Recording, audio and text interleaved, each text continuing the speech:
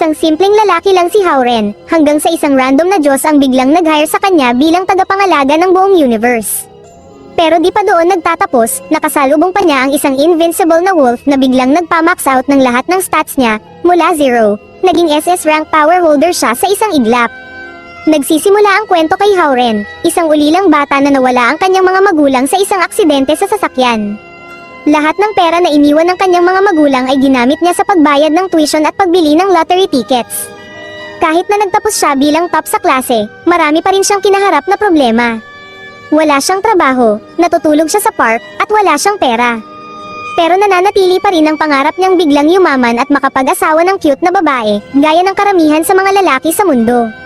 Isang araw, naisip niyang gamitin ang natitirang yaman niya, ang lumang bahay na iniwan ng kanyang magulang.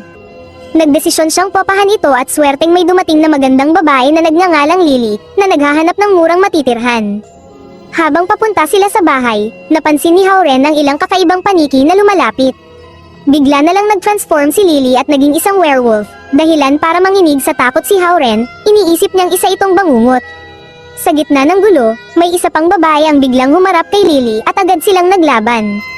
Sa kalagitnaan ng laban, lumutang sa ere ang babae at ibinuka ang kanyang pulang pakpak na parang sa paniki. Napalunok si Hauren sa gulat at napaisip kung anong klaseng kabaliwan ang napasok niya. Bigla siyang sinabihan ng babae na tumakbo na't iligtas ang sarili niya. Pero hindi holy water o bawang ang ginamit, sa halip, binato lang ni Lily ng isang hollow block ang babae, at bumalik ito sa normal.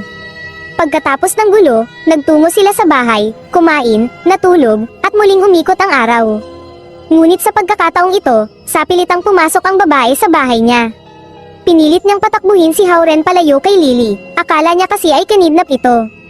Muling naglaban ang dalawa at si Hauren ay napilitang makialam para hindi na masira ang bahay niya.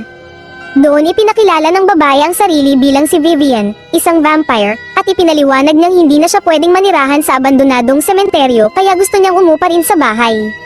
Dahil kailangan ng pera ni Hauren, pumayag na rin siya kahit halatang caffeinated o masyadong energetic ang babae. Bigla siyang nakatanggap ng tawag mula sa hindi kilalang numero at sinabing may job interview siya. Pagdating niya sa lugar, tumingala siya at nakita ang isang lumulutang na portal papunta sa ibang dimensyon. Hinigop siya nito at napunta sa kakaibang mundo, kung saan nakilala niya ang tumawag sa kanya, isang misteryosong babae na nagpakilala bilang si Raven 12,345. Ipinaliwanag ni Raven 12,345 na isa siya sa mga Diyos na nangangasiwa at nagpapanatili ng kapayapaan sa iba't ibang universe. Sinabi niyang magtatrabaho si Hauren para sa isang kumpanyang tinatawag na Space, at ang trabaho niya ay protektahan ang mga misteryosong nilalang gaya ni Lily at Vivian, na kasalukuyang pinupuntirya ng mga Demon Hunters, isang organisasyong layuning puksain ang lahat ng lahi sa iba't ibang mundo. Sa madaling salita, ang tungkulin niya ay siguraduhing ligtas at masaya ang mga nangungupahan sa bahay niya. Kapag tinanggihan niya ang alok, mabubura ang lahat ng alaala niya at mawawala rin ang mga tenants niya. Pero dahil may buwan ng sahod itong 20,000 piso, hindi na siya nagdalawang isip at tinanggap agad ang trabaho.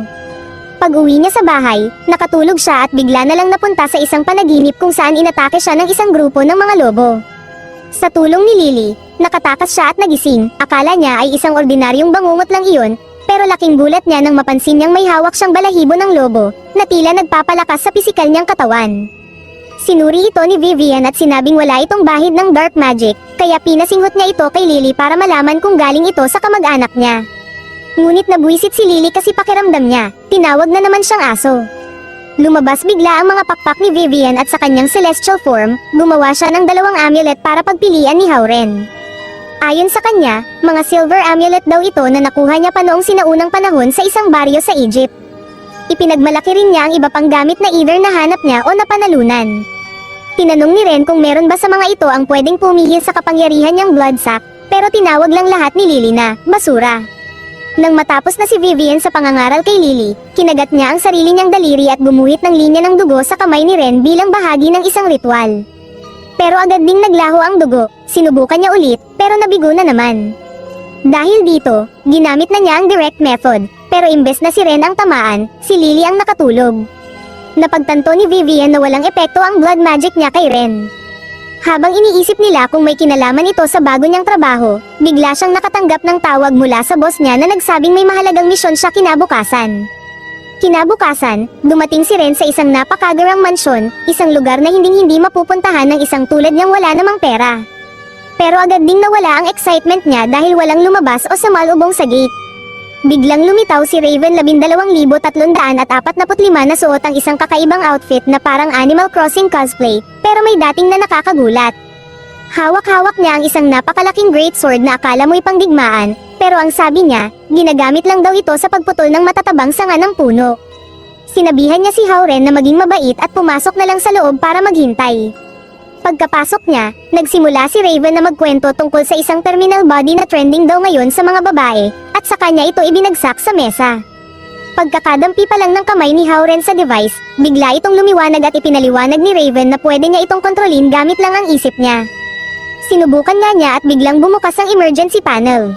Isang pilyang boses ng babae ang nagsabi na magagamit daw ito kapag nagkakagulo na ang sitwasyon. Pero nataranta si Ren at sinabi na isa lang siyang gentleman, banayad lang, wala masyadong man, kaya huwag siyang e-expect na makipagbakbakan o sumabak sa panganib. Kalma lang daw, sabi ni Raven, dahil technically immortal na siya ngayon. Kung mamatay man siya, papalitan lang daw ng bagong katawan at ililipat ang kaluluwa niya ng organisasyon. Matapos iyon, literal siyang tinapon palabas ng opisina, at muntik pa siyang makalimutang bigyan ng mission briefing bago siya ilubog agad sa assignment. Pero bago iyon, hinayla muna siya ni Raven papunta sa enhancement center para ayusin ang katawan niya. Doon, nilabas niya ang isang makina na mas mukha pang medieval torture device kaysa modernong machine. Tinanong ni Ren kung ligtas ba talaga iyon at todo tanggi siyang pumasok. Kaya ang ginawa ni Raven, sinigawan siya na magkalakas ng loob, tapos tinadyakan siya parang si Jackie Chan papasok sa chamber at isinara ito na parang seryosong-seryoso siya. Nataranta si Ren sa loob at pasiga na sinabing kakasuhan niya si Raven sa harassment, pero deadma lang ito at pinindot ang mga button na pinaikot ang buong chamber na parang cursed Beyblade. Sumiklab ang kidlat at bigla na lang naglaho ang buong makina sa hangin habang umaalingaw-ngaw ang sigaw ni Ren. Sa gitna ng lahat ng yun, napakamot pa si Raven at nagtanong kung mali ba ang napindot niyang setting. Pagbukas ng mata ni Ren, nasa isang madilim at malawak na kapatagan na siya sa ilalim ng dalawang glowing moon. Habang naglalakad sa malamig at maangin na disyerto, nagdududa siya kung epektibo ba ang enhancement na ginawa sa kanya.